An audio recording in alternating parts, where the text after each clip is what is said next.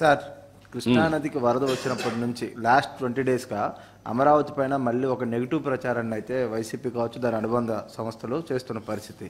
అంటే పర్టికులర్గా ఈ ముంపు ప్రాంతంలో రాజధాని అవసరమా, చేయడానికి లక్షల కోట్లు ఖర్చు పెట్టాల్సిన పరిస్థితి, ఈ టైప్ ఆఫ్ వర్డ్స్ వైసీపీ నేతల నుంచి పర్టికులర్గా వస్తూ ఉన్నాయి.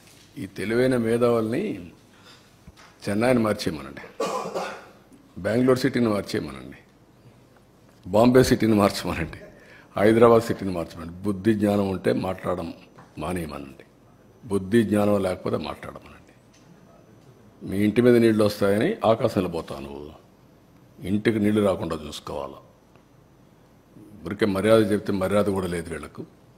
మర్యాద తెలుసుకునేది నేర్చుకోవాలి. ఇంకొకసారి మాట్లాడితే ఆ నాలుకలు తాళాలు వేయాల్సి వస్తుంది. వాట్ నాన్ సెన్స్, ఏంటి తమాషగా ఉంది. ఇన్నింటి వాస్తవాలు లెక్క పెట్టుకుంటూ రాజకీయం కోసం అసహ్యమైన రాజకీయాలు చేస్తారా మీరు? కక్కుర్తి రాజకీయాలు పడతారా మీరు?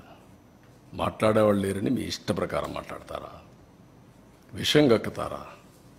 ఎందుకంటే విషయం కక్కడం, విశాఖపట్నం ఉది ఏమైంది? నేను పులివెందుల్లో పెడితే ఏమవుతుంది? తిరుపతికి ఫ్లడ్ రాలేదా? ఏ సిటీ సేఫ్? ఏ సిటీ సేఫ్? నెల్లూరు రాలా? What are you talking? Krishna Godavari ఎక్కడుంది? రాజమండ్రి ఎక్కడున్నాయి? కర్నూలు ఎక్కడుంది? మోస్ట్ అప్పర్ రీచ్లో ఉండే కర్నూలు ఏమైంది? కర్నూలు కొట్టుకుని పోయే పరిస్థితి లేదా? బుద్ధి జ్ఞానం ఉండాలి మాట్లాడాలంటే. మీరు చేసిన ఏదో పనులకి ఒక మాటలో చెప్పాలంటే నేల మీద ముక్కు పెట్టి రాసుకోవాలి. మీరు తప్పుడు పనులు చేసి కొంచెం పాలిష్డ్గా మాట్లాడుతున్నాం. పాలిష్డ్గా మాట్లాడితే వాళ్ళకి ఎక్కదు. ఎక్కని వాళ్ళకి ఏం చేయాలో కూడా చేసి చూపించాల్సిన అవసరం ఉంది. అదే జరుగుతుంది రేపు. మొన్న చూశారు మీరు, అక్కడ పోతే వీళ్ళని ఏం చేశారు. అదే జరగాలి ఈ రాష్ట్రంలో. కనీసం దిగారంటే మీరు నీళ్ళల్లో.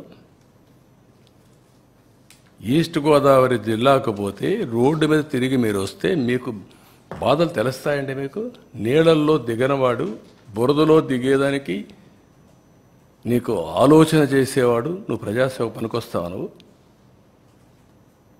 అంటే ఏమనుకుంటున్నారు మీరు?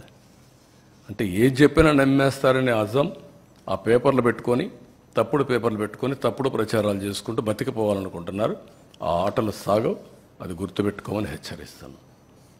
అందుకే ప్రజలు కూడా 11 సీట్లు ఇచ్చి ఏ విధంగా తీర్పు ఇవ్వాలని ఇచ్చారు. That it self is an indication.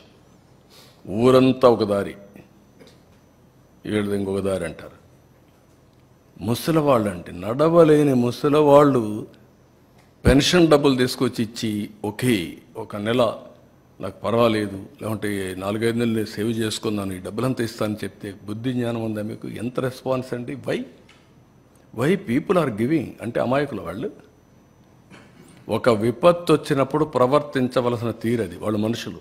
నువ్వు మనిషి కాదు కాబట్టి, ఈ పార్టీ మనుషులు కాదు కాబట్టి ఇష్ట ప్రకారం మాట్లాడుతున్నారు. మానవత్వం లేకుండా మాట్లాడుతున్నారు. పుండు మీద కారం చల్లెట్టు. పార్టీ తరపున అనౌన్స్ చేశారు అమౌంట్.